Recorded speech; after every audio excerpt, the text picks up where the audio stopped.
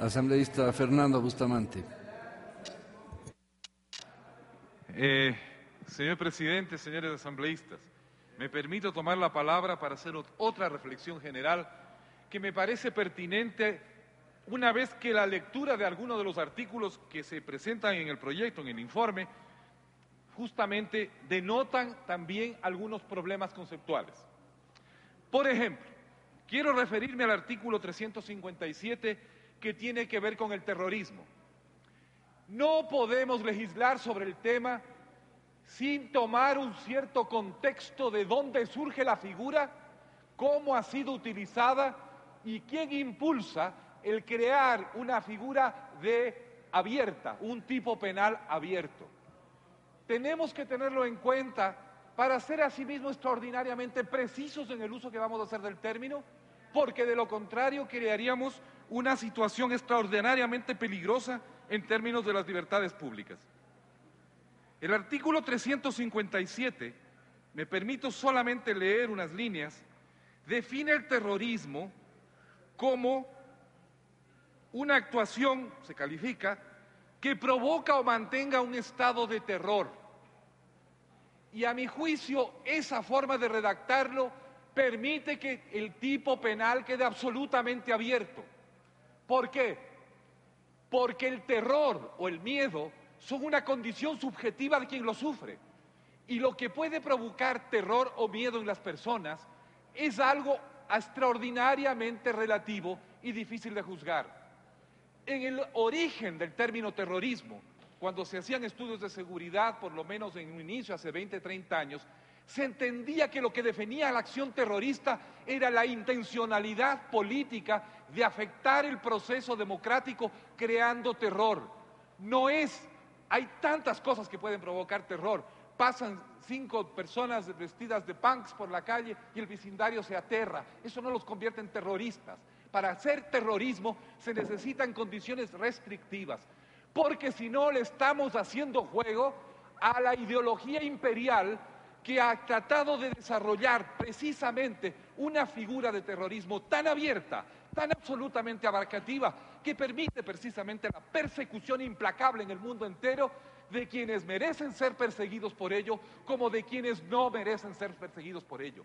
La forma como los Estados Unidos de América y sus aliados están definiendo terrorismo o ayuda al terrorismo es precisamente escalofriante, porque lo que han descubierto es una manera maravillosa de estigmatizar, eliminar toda crítica y hacer absolutamente fácil la persecución más drástica, brutal y radical de cualquiera que en la definición de la Homeland Security vaya a ser encontrado peligroso para el imperio.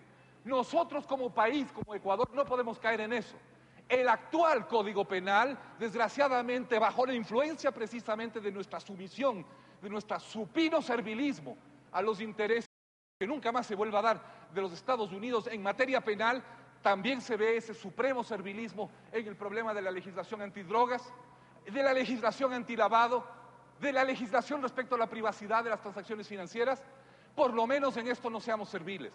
Es verdad que hay actos terroristas, es verdad que hay gente que utiliza el terrorismo, pero el tipo penal debe estar clarísimamente circunscrito para evitar que la flexibilidad en el uso pueda llevar precisamente a una degradación de la política como la que vemos muchas veces en ciertos países que desgraciadamente han caído en esta tentación por la facilidad persecutoria que genera.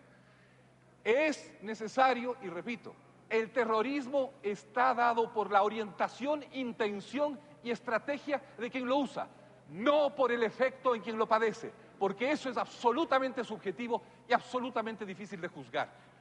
Eso pasa también con la legislación antidrogas, que este código, sí, me felicito, intenta comenzar por lo menos a subsanar lo que fue la verdadera cacería de brujas que desató también, a partir sobre todo de la administración Ronald Reagan, a partir de las actas de 1936, a partir de las actas de 1906, los Estados Unidos de América sobre el mundo entero, por problemas de su cultura interna, por problemas de su propia antropología cultural, que no es del caso venir a repetir y desglosar aquí.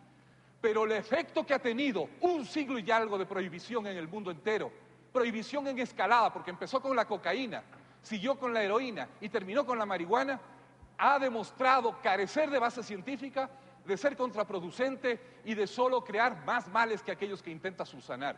Es de felicitarse que nosotros podamos al menos ser como Suiza, por ejemplo, un país que a nadie acusará de ser una narcodemocracia, o como Holanda, donde existen normas razonables en el tema del manejo, del uso de la droga y del consumo de la droga.